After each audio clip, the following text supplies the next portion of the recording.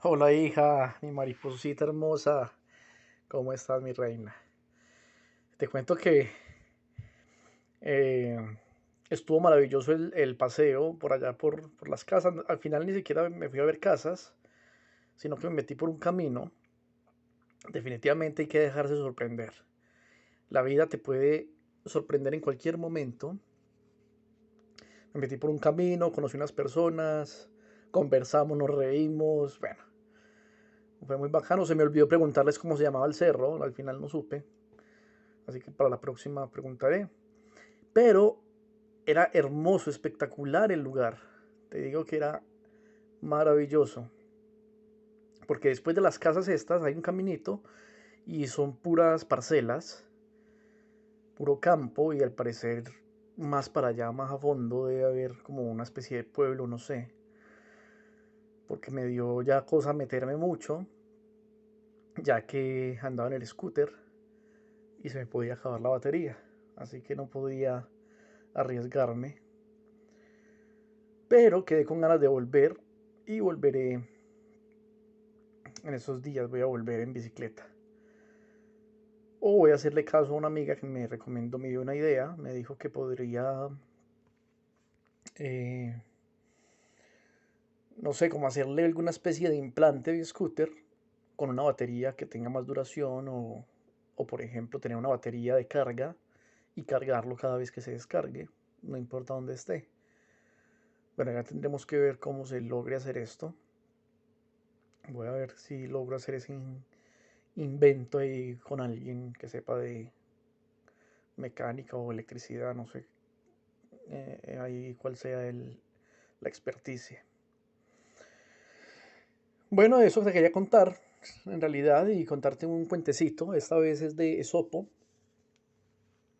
El cuento se llama El águila y el escarabajo. La verdad es que no lo he leído, me leí fue otro que se llamaba El águila, el grajo y el pastor. Pero este medio me lo estuve leyendo y me gustó porque además habla de Zeus, el dios de dioses de la mitología griega. Así que vamos a leerlo juntos. Yo primera vez que lo voy a leer. El águila y el escarabajo. Entonces dice así. Un águila perseguía a Tura Liebre. Esta se encontró sin posibilidad de ayuda, tan solo a quien la casualidad le puso delante. Había visto a un escarabajo. Pidió socorro. El escarabajo diole confianza y cuando vio llegar cerca al águila, rogó que no le arrebatara a quien le había pedido su ayuda. Y aquella, mirando con desprecio la pequeñez del escarabajo que tenía ante su vista, devoró a la liebre. El escarabajo, lleno de rencor contra aquella, se pasó el tiempo espiando el nido del águila, y cada vez que ésta hacía su puesta, el escarabajo levantándose en el aire, echaba a rodar los huevos y los cascaba, hasta que, expulsada de todos lados, el águila recurrió a Zeus, pues esta ave está consagrada al dios, y le pidió que le proporcionara un lugar seguro para criar a sus pollos. Zeus le concedió poner los huevos en su regazo. El escarabajo, al verlo, hizo una pelota de estiércol, se echó a volar y cuando estuvo encima del regazo de Zeus, allí mismo la tiró. Zeus, al querer sacudirse el estiércol, cuando se levantó tiró los huevos sin darse cuenta. Desde entonces, dicen que en la temporada en que aparecen los escarabajos, las águilas no crían. La fábula muestra que no hay que despreciar a nadie, pensando así que no hay nadie tan débil que ultrajado no sea capaz un día de vengarse. Bueno, la venganza. ¡Ay! Carajo, un movimiento malo. Uf, un movimiento incorrecto y me dolió. La venganza no es buena. Hasta el chavo del 8 lo decía. Era el chavo o Don Ramón, no recuerdo. Decía que la venganza envenena el alma. Pero también hay que entender, de acuerdo a, hay un psicólogo social que a mí me encanta y que en este momento tengo el nombre en la punta de la lengua y se me fue. Eh, a ver si me acuerdo. Bueno, pero lo he leído y me fascina, o sea, por la forma en que escribe. Cuando recuerde te voy a decir, pero él plantea que la venganza es algo natural en el ser humano. Somos vengativos por naturaleza, disfrutamos además vengándonos. Y bueno, más allá de la venganza, yo lo que estoy viendo aquí es el despreciar a un ser porque sea, entre comillas, inferior, porque no tenga tus mismas habilidades, porque no tenga tus capacidades.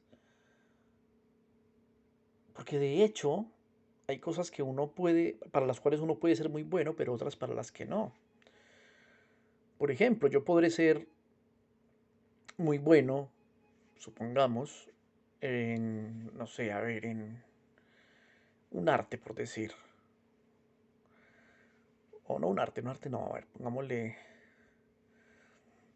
soy muy buen ingeniero, ¿ya? Un excelente ingeniero. Y miro a todo el mundo por encima del hombro, pero voy por una carretera, se me avería el auto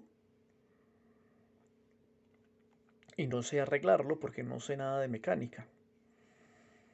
Y aquel que es ignorante, que yo miro por encima de mi hombro como si fuera insignificante porque no tiene los conocimientos que yo tengo, porque no sabe hablar, porque no se sabe expresar bien, resulta de que él sabe de mecánica y lo hace muy bien. Y ahora dependo de él para poder salir de mi apuro. Bueno, ya lo planteaba también Howard Gardner en su teoría de las inteligencias múltiples. Algo tan simple como uno escuchar, no sé, al difunto Diego Maradona o a Carlos el Pío Valderrama, personas que si tú los escuchas al hablar, quizás te puedan parecer muy burdos para lo que dicen, ¿cierto? O sea, como que no se saben expresar,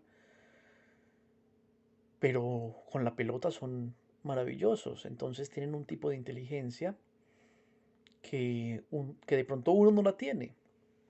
Hay distintas inteligencias múltiples, decía Garner, musical, kinestésica, lingüística, matemática o lógica, intrapersonal, interpersonal. Son varios los tipos de inteligencia. Y eso hablando de la parte cognitiva. Ahora hablemos de la parte quizás física, capacidades físicas. Ves a una persona que le faltan brazos, pero hace maravillas con sus pies. Sí, he visto personas, hay por ahí unos videos de una mamá que cuida a sus hijos y le faltan los brazos, pero les da de comer, les prepara de comer con sus pies. O este muchacho también que da conferencia, le faltan tanto los brazos como las piernas y es capaz hasta de nadar.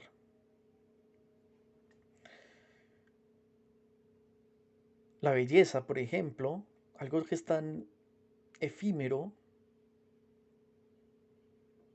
y tan poco, o sea, hombre, a ver, de pronto, claro, uno se deja llevar por las apariencias, por la belleza en ese sentido, ¿cierto? De que lo que entra por los ojos también entra por la boca, por los oídos, sí, pero primero tenemos que dejar que entre por los ojos. Por eso cuando tú vas a comer algo, lo primero que haces es observar ese algo. Si te gusta a la vista, lo hueles. Si te gusta el olfato, lo pruebas. Pero si ya a la vista se ve algo desagradable, no lo vas a probar. Sin embargo, ¿cuántas cosas hay que no porque se vean feas, significa que estén podridas? En realidad, bajes las pruebas y son una delicia.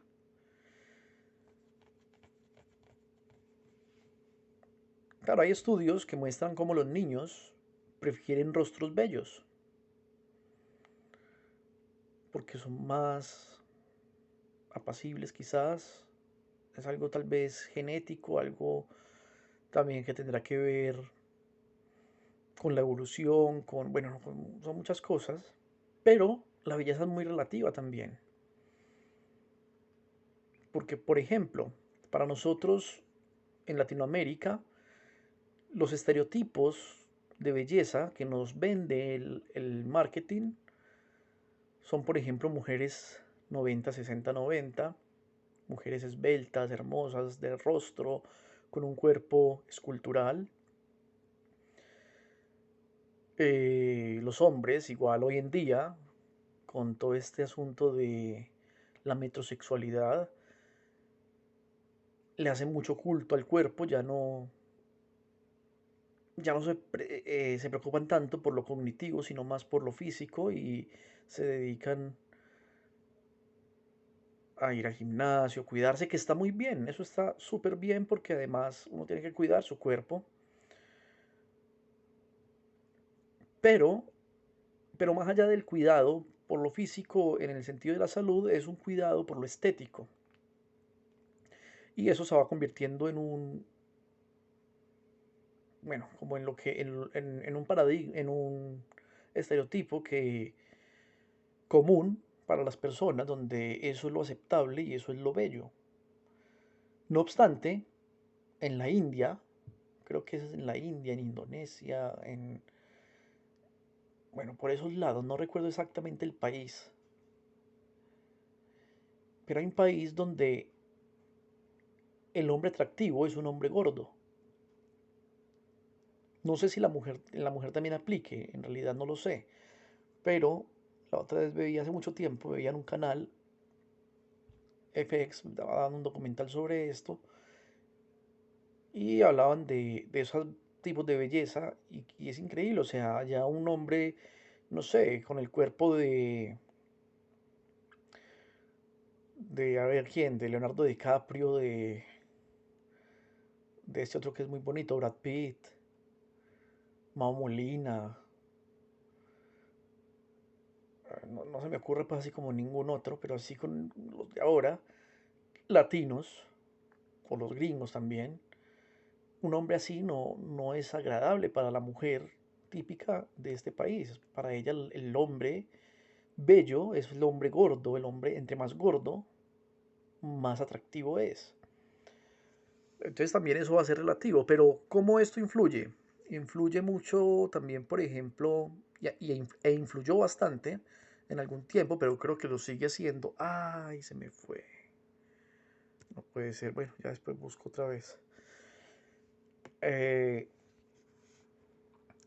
Influye mucho, por ejemplo, todavía, aunque no queramos y aunque parezca ilógico, pero en algún tiempo, estoy dando muchas vueltas, se catalogaban a las personas, por ejemplo, ¿para qué? Para requisarlas, ¿no? O para mirar el nivel de maldad, ¿cierto? Si una persona era ladrona, si era un asesino, si era de acuerdo también a la belleza, era más fácil, o sea, si había un asesino en serie en la ciudad y lo estaban buscando, no buscaban entre las personas bonitas, sino que todo aquel que fuera feo, a ese lo empezaban a catalogar como como el posible asesino en serie que estaban buscando. Pero ya después nos dimos cuenta de que era un error, porque el asesino en serie puede ser incluso muy atractivo, una persona muy pudiente, ni siquiera tiene que ver tampoco con estereotipos de estatus económico, o sea, de pobreza. No porque sea pobre entonces es una persona mala o una persona ignorante, una persona que va a cometer un crimen. A veces, y muchas veces de hecho, la gente con más educación es la gente que puede ser más psicópata o sociópata. Y eso tendrá también algún tipo de explicación. Bueno, no es el momento para hablar de ello. El punto es que, claro, se catalogaba de esa manera, nos damos cuenta de que en realidad no es así. Yo recuerdo un amigo que, bueno, me iba a reír, pero en realidad no me río de la situación, sino de la experiencia como tal, o sea, más bien de la conclusión como tal, porque la experiencia fue muy desagradable para mi amigo. Él iba pasando el puente que comunica la calle, a ver, esa calle cuál vendría a ser, eso es en Medellín, el Sena, con, bueno, hay una calle que no recuerdo cuál es, pero hay un puente larguísimo que es para los transeúntes porque ahí hay una avenida principal y él iba cruzando este puente muy temprano y antes de empezar a cruzarlo se encontró con un indigente y esquivó al indigente por miedo a que lo fuera a asaltar. Y el indigente ni siquiera le prestó atención, o sea, él estaba en lo suyo, buscando comida o qué sé yo.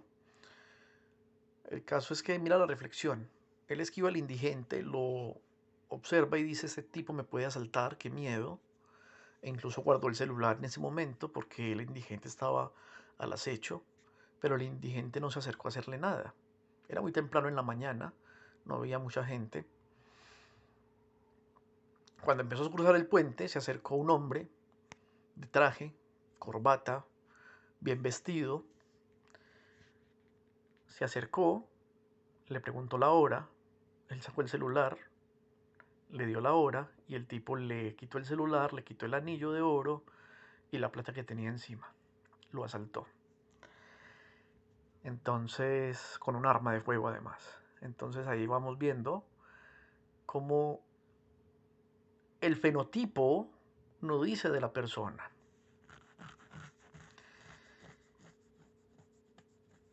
Pero todavía sigue sucediendo lo mismo, a pesar de que nos dimos cuenta, o los estudios se dieron cuenta, y que esto, por ejemplo, la policía la deben entrenar y hombre, no te bases en esto. Yo una vez me acerqué a un policía a preguntarle, porque yo me quedé analizando, estaba yo en el parque de Boston, en Medellín, analizando a la policía, a quienes ellos le pedían la documentación o a quienes paraban a interrogar. Y por lo general era el mismo fenotipo de persona, ¿cierto? O sea, chicos de pronto mal vestidos o como con una vestimenta que daba a entender, no sé, que eran raperos, ¿sí? Pero nunca a una persona que pasara de traje, una persona que pasara bien vestida. Es más, nunca a una mujer, jamás. En todo, estuve varias horas allí haciendo el ejercicio. Recuerdo que lo estaba haciendo para, incluso simplemente, para escribir algo sobre eso. Y como yo trabajaba ahí cerca y tenía un lapso de tiempo bastante grande, una ventana muy grande, entonces me senté ahí, simplemente a observar. Y al final me acerqué a un policía y le pregunté eso, con el respeto, pues, o sea, y el hombre nunca me... Mira, incluso eso, o sea, yo estaba bien vestido porque estaba de hecho trabajando. Normalmente no me he visto tan bien, soy un poquito sencillo en ese sentido, incluso hasta descuidado. No me preocupo mucho por la imagen personal, pero, pero lo curioso es eso, o sea, cómo también vendes a través de la imagen y eso también te deja una reflexión y es que si quieres vender o quieres dejar una primera impresión, una buena primera impresión, cuida tu imagen. Eso es fundamental. No dice de ti lo que eres realmente, porque tú podrías estar completamente desnuda y, y eso, o sea, la ropa no dice quién eres, o sea, tú eres lo que eres y punto. No dice de ti nada de eso, pero la imagen va a generar un primer impacto en las personas y eso tal vez es algo muy evolutivo, o sea, todavía no hemos podido quitarnos ese sesgo de nuestra cabeza. Entonces el policía me reconoció, porque cuando le pregunté, él a mí nunca me requisó, yo todo el tiempo estuve en el parque, pasaban por el lado mío y nunca me decían nada. Y cuando me paré a decírselo, a preguntarle, a entrevistarlo, por decirlo así, Incluso fue muy amable conmigo. Esa cordialidad también se debe, primero, al impacto que quizás yo generé en él, al estar bien vestido. Después a eso le podemos sumar la cordialidad con la que yo le hablé. Seguramente si se le hubiera acercado, no sé, un chico vestido de metalero o un rapero, ni siquiera lo hubieran pescado, ¿cierto? Posiblemente, digo yo. Es solamente una hipótesis, pero la cosa es que él me reconoció que es que era difícil, que en realidad cómo hacían para definir quién es el que lleva el arma o el vicio en los bolsillos. No pueden saberlo. Entonces, sí, que la verdad, él reconocía que se dejaban llevar por la imagen, porque estuvimos conversando pues al respecto y él estuvo de acuerdo conmigo en que quizás muchas personas que pasaban de traje eran los que realmente llevaban el arma ahí, un arma ilegal o llevaban droga, cualquier cosa. Y él coincidía conmigo en eso, pero que tampoco era algo para lo que los entrenaran, simplemente era algo que estaba como implícito, ¿cierto? O sea, hay que requisar al que va mal vestido, al que tiene apariencia de malandro. Entonces, ahora, si eso sucede aquí, no lo sé, en realidad, no, nunca me ha sucedido que me pidan los papeles o cosas así, y nunca me he puesto a hacer el análisis aquí en Temuco. Tendría que hacerlo, sería un ejercicio bien interesante, un ejercicio social muy interesante. Pero bueno, volviendo al tema del cuento, y eso fue por lo que ahorita brinqué porque se me cerró el documento, el libro de Sofo, de fábulas de Sopo. Eh, Volviendo al cuento, lo de la venganza, ay, se me olvidó. Dan Ariely, ya me acordé, no se te puede olvidar. Dan Ariely es el autor, psicólogo social, maravilloso, tienes que leerlo. Aparte que escribe de una manera muy, muy exquisita. Y bueno, él plantea eso, ¿cierto? Que la venganza es innata en nosotros, disfrutamos vengándonos. Pero más allá de la venganza, lo que yo estaba viendo en el cuento era eso, o sea, el menospreciar a una persona por la apariencia. En este caso, un animal desprecia al otro porque es un simple escarabajo, pero ese escarabajo también tiene capacidades que pueden ser incluso hasta extraordinarias. Así que podemos sacarle mucha reflexión a eso, ¿cierto? También ponernos en los zapatos del escarabajo, tener la paciencia para lograr su objetivo, que era vengarse. Paciencia, tranquilidad, ir poco a poco, acumular el estiércol, ¿sí? Ir acumulando, haciendo la bolita, poquito a poquito. Bueno, se pueden sacar muchas reflexiones de ahí, pero ahí está el cuentecito. Espero que te haya gustado. Las fábulas de Esopo son muy bonitas. Voy también a leerte luego algunas de Andersen, que me encantan, y obviamente las que más me gustan a mí, que las veíamos siempre, las de los hermanos Grimm, que a mí me fascinan los hermanos Grimm, y cuando venías a mi casa siempre veíamos, bueno, no siempre, porque a veces también veíamos los Looney Tunes, veíamos diferentes tipos de muñequitos, pero obviamente los hermanos Grimm que tienen también sus historias. Ahora, no sé si sabías que todos esos cuentos inicialmente fueron inventados para asustar a los niños, ni siquiera, o sea, lo que tú conoces de los cuentos es una reinvención de los mismos. Por ejemplo, Caperucita Roja. Te cuentan la parte bonita de Caperucita Roja y te lo hacen ver de una manera, claro, metafórica, igual para la reflexión, para que tengas ahí como un aprendizaje. Pero los cuentos originales, de donde vienen todos esos cuentos, todas esas historias, son historias de terror, historias macabras que que claro, hacía muchísimos años, siglos, se le contaba a los niños para meterles miedo. Meterles miedo porque, o sea, ubiquemos que eran otras épocas, épocas donde no existía, por ejemplo, la electricidad. Entonces la noche ya era peligrosa. Épocas donde no eran ciudades, sino comunidades en medio de, digamos, de bosques. Entonces para ir de un lugar a otro había que cruzar un bosque y eso ya era peligroso porque siempre han habido personas que hacen daño a los niños, que hacen daño a los demás. O sea, siempre ha existido eso. Incluso hay una historia, la famosa historia de Vlad el Empalador, que es de donde emerge la historia también, o el mito del conde Drácula. Es bien interesante la de Vlad, porque Vlad el Empalador era un conde que vivía en Rumanía y era una época donde no había electricidad y en las noches este señor era el terror de esa ciudad, porque él salía siendo un conde, aprovechándose además de su poder, del poder que ostentaba.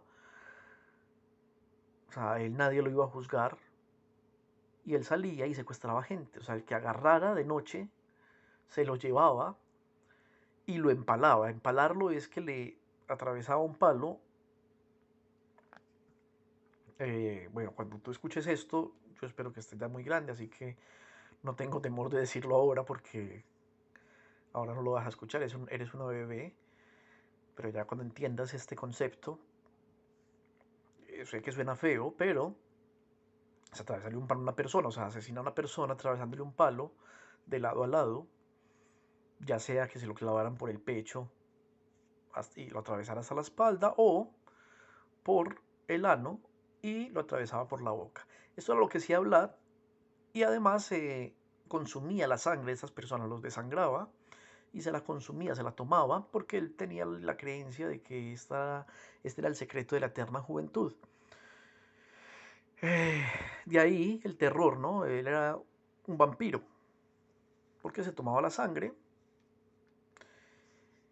Entonces, claro, la gente en las noches se encerraba. Preferían cuando ya se ocultaba el sol encerrarse antes de que saliera Vlad el Empalador. Era un tipo, un psicópata, pero un psicópata que además tenía poder, tenía un poder político, así que no había nada que hacer contra eso. Que eso sucede todavía, por supuesto, lo que pasa es que sucede de una manera más maquillada. O sea, la gente que tiene poder hace y deshace con nosotros, pero tienen el poder para no ser judicializados o para hacer lo que les da la gana y no pasa nada. Distinto es si una persona del común comete un pequeño error. No sé, supongamos, o poniendo un ejemplo, recuerdo relativamente poco, unos años, creo que fue en Cartagena, un hombre que se moría de hambre, sus hijos morían de hambre, se robó unos cuadritos de caldo de gallina de una tienda y lo pillaron robándose el caldo de gallina y se lo llevaron preso. Lo cual la gente juzgó mucho porque el hombre tenía hambre, o sea, y sus hijos tenían hambre. Lo único que él quería hacer era tener este caldo de gallina para darle sabor al agua y poderles dar a sus hijos agua con sabor a gallina. Y eso meditó llevarlo preso. Pero había gente haciendo de las suyas, gente asesinando, gente haciendo de las suyas, y como tenían otro nivel, otro estatus económico, entonces no pasaba nada. Es lo mismo que podría, por ejemplo, suceder si, por ejemplo, yo, no sé, en este momento me fueran, ¿cómo fue que me dijeron que podían declararme en desacato? No le estoy haciendo nada malo a nadie. Si llego y escribo un mensaje, lo hago con la mejor intención del mundo.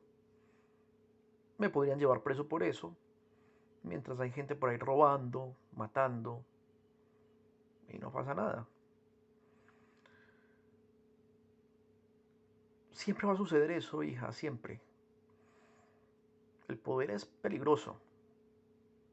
pero hay que saberlo manejar, hay que saberle dar, eh, si tú tienes la posibilidad, si tú eres la persona que tiene poder, no sé, o sea, como que compartirlo, llevar la carga no sola, sino con tratar de ser muy inteligente en ese sentido, elegir a las personas más sabias posibles para que te ayuden a llevar esa carga, porque eso te puede desbordar. Y si no eres tú la que lo tiene, bueno, ser muy precavida de dónde pises, porque si alguien con poder quiere hacer algo contigo, puede hacer lo que le dé la gana.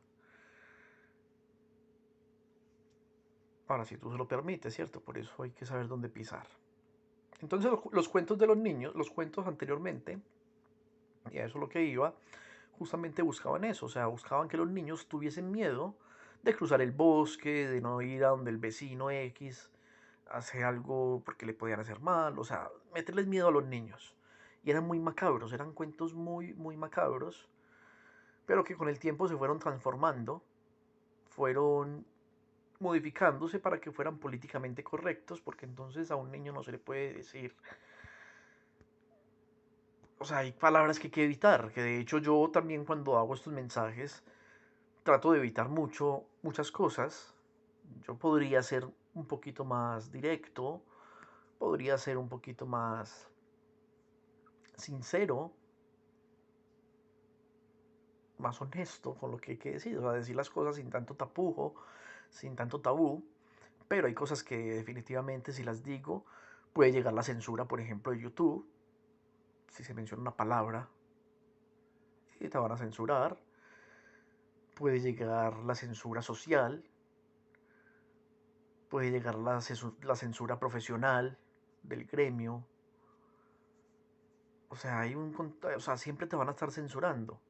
O lo más delicado aún, por eso también hago énfasis en que estos videos no son para que los veas ahora.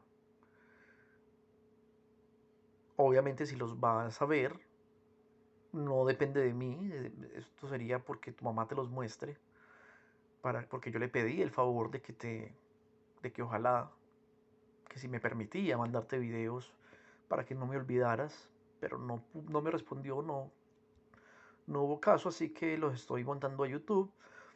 Pero si ella, por ejemplo, hiciera eso, que sería un ideal, bueno, ella tendrá que verlos primero y saber hasta qué punto te los muestra.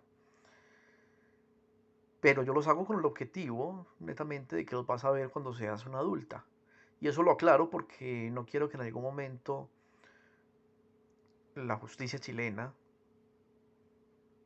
que es maravillosa, me vaya a catalogar como que estoy influyendo en ti teniendo 3 años y que soy un mal padre y que cómo se me ocurre hablarte de empaladores y bueno, no quiero que llegue a suceder eso, o sea, eso es un video que está hecho para una niña, por supuesto, pero una niña que siempre va a ser mi niña, pero que lo va a ver cuando tenga, no sé, 18 años, después de 18 que es lo legalmente permitido. Ridiculeces. ¿Sabes qué decía Immanuel Kant sobre eso? Immanuel Kant decía que la mayoría de edad no tiene nada que ver con la edad cronológica, no tiene nada que ver con que te entreguen una cédula, que te digan que ya cumpliste 18 y entonces ya eres responsable. No tienen absolutamente nada que ver con eso. Y Manuel Kant decía en la ilustración que una persona mayor de edad es la persona que se hace cargo de sí misma, es una persona que es responsable de sí misma, que deja ya de sostenerse y de culpar a otros y empieza a madurar. Ahora, ¿quién es una persona madura? Eso también va a ser muy relativo. Uno va a llegar porque también allí eh, el psicólogo humanista Eric Bernstein plantea los estados del yo, que son el yo padre, yo adulto y yo niño, que son estados que tenemos en todo momento, o sea, no es que tú como niña solamente eres yo niña, y hay que esperar que seas adulta o madre para tener otros dos yo. No, no tiene nada que ver, sino son estados de la mente. Entonces uno puede tener 60 años y tener momentos en que se comporte como un niño, tener momentos de infantilismo, tener momentos de emocionalidad, de llanto, de alegría, de jugar, de ser cariñoso. Son momentos que tenemos, no importa si tienes 60, 70, 80 años. Hay momentos que siendo tú una niña de 3 años, hoy en el 2022, hay momentos en que te comportas como una adulta. Yo recuerdo cuando estabas aquí, había momentos en que tenías una sabiduría innata que sorprendía, o sea, a mí me sorprendía. Y ese sería tu yo adulto actuando. Entonces Immanuel Kant dice, bueno, eso es lo que dice Bernstein, ¿no? Lo de los estados del yo, pero Immanuel Kant dice, independientemente de eso, de que todos en algún momento somos inmaduros, o para ciertas cosas somos más inmaduros, vamos madurando en unos aspectos más que en otros, pero lo cierto es que es la capacidad que tú tienes de hacerte cargo. Y hacerte cargo es ser responsable de tu libertad. Tú eres libre, recuerda, hasta donde comienza la libertad del otro. Sí, mientras tú no transgredas esos límites, maravilloso, o sea, tú eres completamente libre y eres responsable de tu vida, de tu cuerpo, de tus pensamientos, de tus sentimientos, de tus emociones, de tus proyectos. Y en ese sentido, Lucy, son más las personas que tienen cédula, pero que no han alcanzado la mayoría de edad. Muchísimas las personas. Hay gente con la gente de 30, 40 años que si te sientas a hablar esos temas con ellos, no los van a entender. No solamente no los van a entender, van a juzgar, van a censurar. Por eso lo que mencionaba, es un tema, o sea, son palabras que tengo que evitar, muchas palabras, porque sé que pueden ser censuradas, pueden herir sensibilidades. Y bueno, no es el propósito tampoco, a mí no me interesa herir a nadie, pero también tengo que cuidarme porque estoy en un proceso donde lo que me interesa es tu bienestar, lo que me interesa es protegerte, cuidarte, recuperarte. Por lo tanto, vuelvo y aclaro, estos mensajes, estos videos, sí son para mi bebé, pero para que los vea cuando ya sea una persona adulta, cuando ella tenga la cédula en la mano. Aunque sea una persona madura tal vez a los 10 años, a los 13 años, puede ser que alcance la madurez, pero no os preocupéis, señores de la autoridad, que solamente son para cuando tenga 18 años. El día que cumpla 18 años, ese día puede empezar a verlos. De ahí para allá, bien, antes no. Y antes, bueno, solamente podrá ver, si es que los ve, ciertas partes, como para que, o los puede ver en silencio, sin escucharme. Eso sería, bueno, ya, ahora sí, a ver si, mira, 40 minutos, siempre me paso de tiempo, voy a seguir utilizando de ahora en adelante el celular para grabar los videos, porque ahí puedo estar más pendiente del tiempo. La idea no es pasarme tanto, pero siempre me paso, ya un 38:56. Y esta es la reflexión que te dejo. Un abrazo, un beso gigante, mi mariposita hermosa, y a seguirnos transformando día a día, a ser mejores personas. Mis maripositas, mi mariposita y mi reina. ¿Sabes cómo? ¿Sabes quién es Isabela? Cada una tiene su propio seudónimo. Tú eres mi mariposita por la canción. Te encantaba esa canción de la mariposita. Bueno, en realidad eran muchas las que te gustaban. O son las que te gustan, pero la de la mariposita y siempre la recuerdo, así que te convertiste en mi mariposita. Y que tiene mucho sentido además porque eres una persona que me ha transformado la vida. E Isabela es mi Pandora, es la caja de Pandora. pero no es la caja de Pandora en sí, sino Pandora como tal. Bueno, ahí tendrías que leer el mito de Pandora, pero fue porque yo siempre quise ponerle ese nombre, Pandora. La mamá fue la que le puso Isabela, pero de cariño quedó como Pandora, ella es mi Pandorita. Pero también es por el significado que tiene, o sea, es un significado grande, no solamente es esto, pero es la primera mujer, y fue mi primera mujer, o sea, fue mi primera hija, entonces es la primera, pero además de eso, en el mito, en la mitología griega, es la primera mujer también del mundo, ¿cierto? Es la mujer que los dioses crearon para el hombre. Y ya ahí también hay otros significados bien bonitos y bien interesantes que tendrías que consultarlos. Ahí ya te invito, mi reina hermosa, a que los busques porque, porque no todos los puedo decir yo, no, no, no. Entonces ahí está pues la reflexión para mi Pandorita y para mi mariposita. Cuídense, un abrazo